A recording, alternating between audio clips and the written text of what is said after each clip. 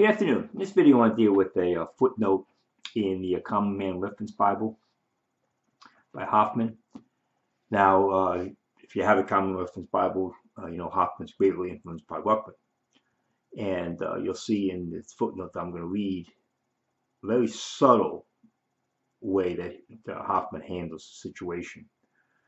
So let me read it here. And just the purpose of reading this is that you can be aware of subtlety and understand nuances and what's not being said. As I said, the two great viruses that came from Ruckman are the faith work system. That's a total distortion of dispensationalism, because God can't deal with your works. everything by faith. They had a whole different setup in the Old Testament, obviously. Clearly, they had a ritual system that was set up, things you could do. So it's a lot different than the church age believer in how we're supposed to our walk. But the reality is, God doesn't. It's not a parallel. Faith works like this. It's a hierarchical, always hierarchical, where the faith is the root and the works show the faith. It's always that way, and that's Hebrews 11 shows that.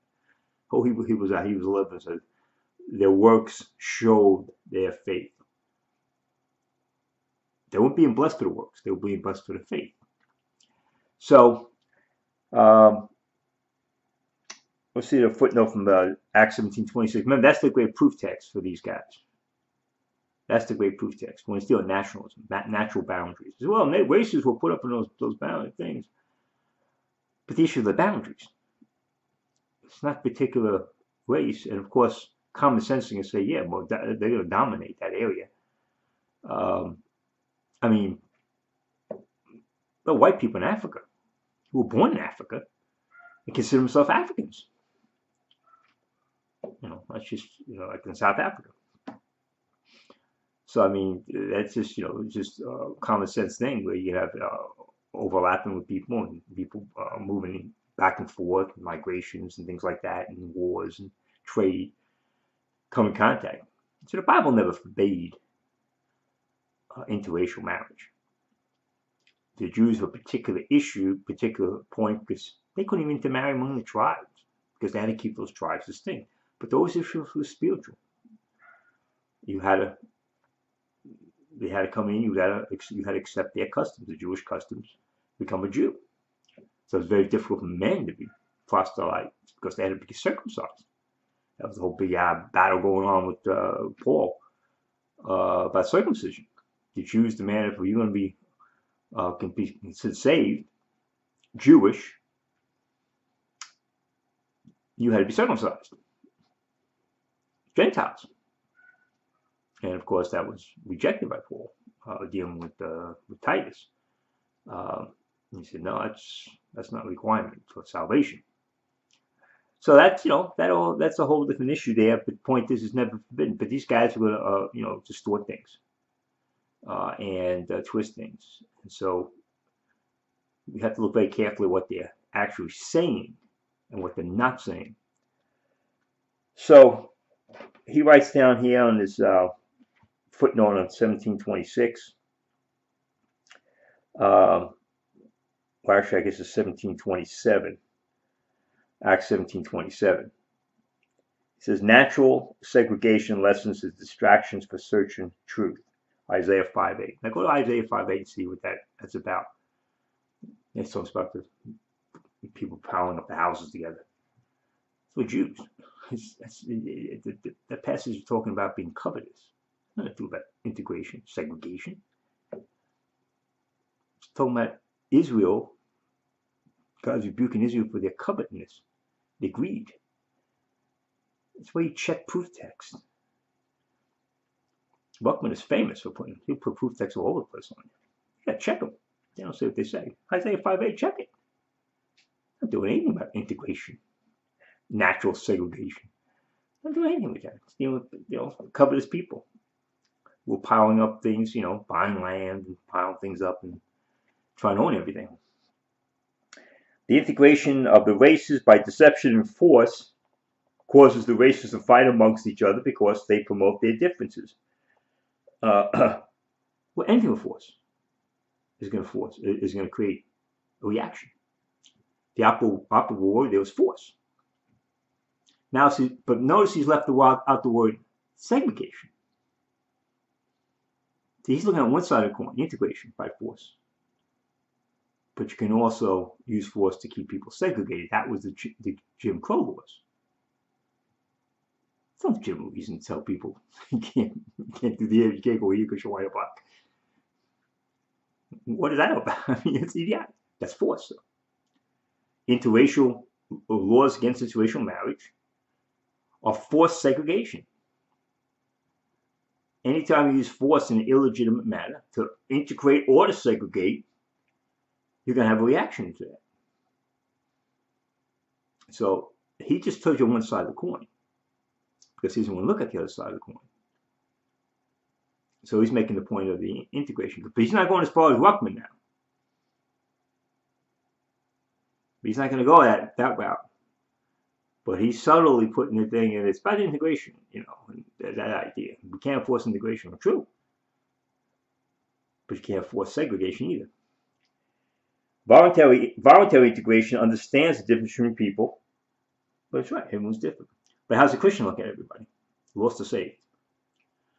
Christians look at the world in a very simple way. Is a person lost or saved? If they're saved, they're part of our family. All these talk about races. For the Christian, the only thing you're concerned with if you're lost or you're saved. A white lost person is a lost white person. A saved black person is my brother. The white person isn't my brother. The saved black person is my brother. The saved Japanese person is my brother. And if I want to marry, if I was unmarried and wanted to marry a black woman who's saved, you can marry her. Nothing wrong with that. I'll be dealing with all that. But the problem with religious thinking and rejection of dispensational truth. These guys claim to be dispensationalists, but when it comes to here, it comes to a point that triggers a prejudice on their part, they ignore it, throw it out. That's what happened to Brian Dengler. That's what happened to Ruckman. So we're looking at here with Hoffman here. Now, when you read this, you're reading a footnote. This is like the second edition and everything. So why when you talk integration, you got to talk about segregation. Why leave out one? There's a reason why he's leaving out one. Why go Isaiah 5:8? Can't prove your point anywhere else. So you go there and somebody else will say, well, look at the houses all put together. One thing for Jews, no integration problem there. Second thing, it's from my greed. So you're really careful proof text. Voluntary integration understands the difference between people. Everyone is uniquely different. That's right. That's right. That's individually. Everyone is an individual. We don't categorize people by racial groups. Because we look at people as individuals, but God looks at them because he's looking at their soul. See, a segregationist like Brian, he separates everybody. This people need to be over here. He's a segregationist. That was John Phillips. That's what he's going after this. So they have the white, you know, oh, he always just wants a white nation in America. A white nation? What are you talking about? Why should white people be separated? I mean, white saved people. Because it's narrow it. I mean, I guess so they have the white saved people. It's absurd. It's absurd. In America, these other Americans, you look at different, okay, white person, black person, Oriental person, they're Americans. So in that sense, we have infinity because we're all Americans. That's the boundary issue. See, I don't consider myself having infinity with Brit or French or Spanish in that sense, you know, from Spain or something like that. In that sense, they have their own nations. My affinity is with the fellow Americans. We have a common background. That's what the national boundaries is about. Where you have that unity based on nationalism. So, everyone's unique. Everyone's best, cultural issues, and no one's saying differently. No one's saying differently. And of course, and this is not dealing with sexual differences between the sexes. Those are listed, stated very clearly in the scriptures that there are differences between men and women when we consider the weaker vessel. That's stated very clearly. So people can't say, well, what about this blending of the genders and they're all the same and and that. No, it's not. The Bible says very clear about weaker vessel. What do you mean weaker vessel? She's more vulnerable. She's more sensitive, and physically, she's weaker. So that's clearly stated out in scriptures. None of this interracial stuff is listed. Interracial marriage. I'll deal with Brian's things here. Oh, it's exception here, exception here. Show me where God didn't bless the marriage of the same kindred. What's the chickens in kindred? And kindred even has to do with race. It deals with the national issues, not racial issues. So everyone's uniquely different by person. That's where you even have different fingerprints. The Lord God, sound doctrine, absolute truth are always sacrificed when men, and it should be when men get united. He's got a misprint here. Unjustly. Well, that's right.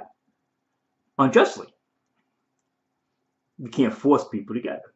That's the big problem after World War I, when the Treaty of Versailles created, and the same thing happened after World War II. You can't create artificial boundaries, national boundaries, that has by fiat. And so there will be nations being formed, essentially, that these people didn't have infinity for one another, based on Woodrow Wilson's idea of redrawing the map of the world. So that's a problem.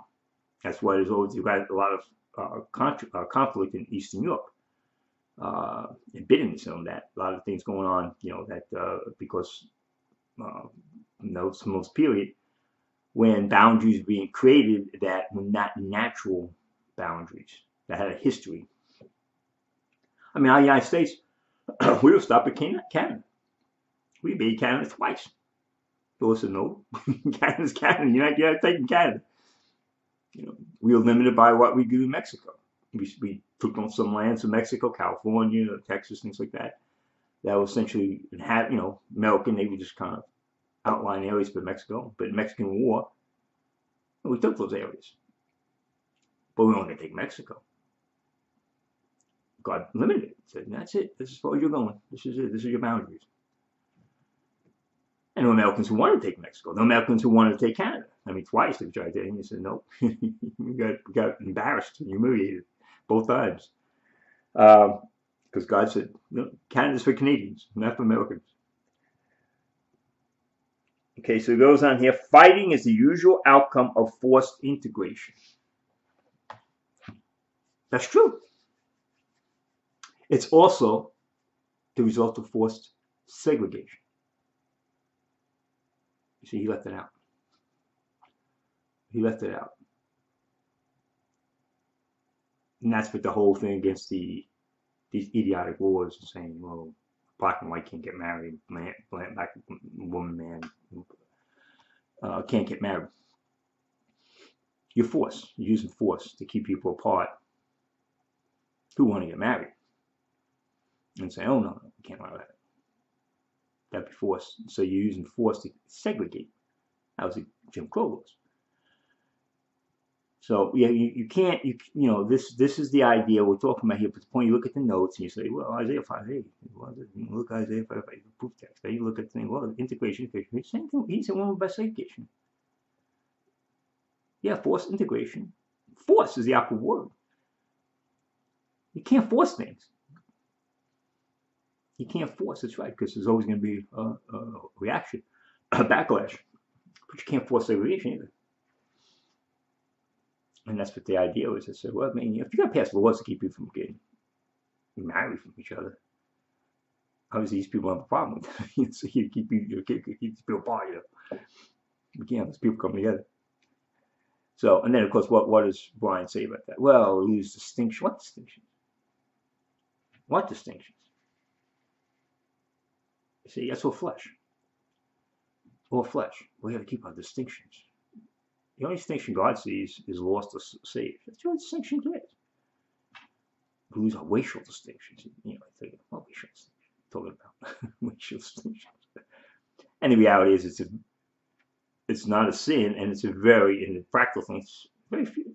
Marriage is not a problem among the vast majority of the world. They don't need to marry because they don't come in contact. Most people marry their own race. They go their own kind because that's who we associate with, essentially. It's not a big problem, So something underlies something. There's something, a spirit underneath it that comes out that it's not true. It's not from the scriptures. As a Christian, the only thing we look at, the world is divided, lost people and saved people. The world is just corrupt. All the races, all corrupt, going to hell, all sinned, all show the glory of God. That's it. But the idea of associating interracial marriage with perversion is insanity. And the idea that some type of that you can force segregation, as and not have a problem, as well as saying, well, we can't force integration. That shows a mindset, the spirit. Because the reality is that there's nothing more with voluntary integration. Because he said, yeah, nothing wrong with it. That's what marriage is. It's voluntary. So what's the problem? They're going to pass laws for forced segregation. That's a problem. So the point is that as Christians, this stuff should not even be argued about. And the fact that it's brought in, and from church age pre-trib people, and the stuff they bring in about the world going this and then the world that, and then and we can't, those antichrists. What does that have to do with the church? Nothing. Nothing. The church looks at the world very simply. Either you're lost or you're saved. That's it. And Paul made that distinction. The only restriction for a Christian to marry is get married to a saved person. Get married to a saved person. That's it. That's too simple for these people. So when you read these footnotes, you read reference Bibles. I said, this is a very good reference Bible. By the way, Brian still has it up as a link, because Hopkins a Trinitarian. It's a very good reference Bible. But read the notes carefully. Check the proof text. Check what they're saying as proof of what they're saying. Isaiah 5:8, it's not proof of anything. Isaiah 5:8, natural segregation lessens the distraction for searching truth. I guess for truth. Isaiah 5:8. It's talking about covetousness. People buying up houses and just for greed. So I want to stop. I just want to lay this out very quickly and carefully. The idea is that the Bible's clear on when to make distinctions and when not to make distinctions. When not to make an issue. Clear gender distinctions are real. They are real. That's clear. Weaker vessel issue.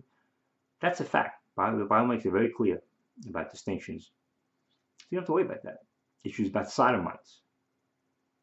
God lays it very clear out in Leviticus and Romans 1. Pretty clear.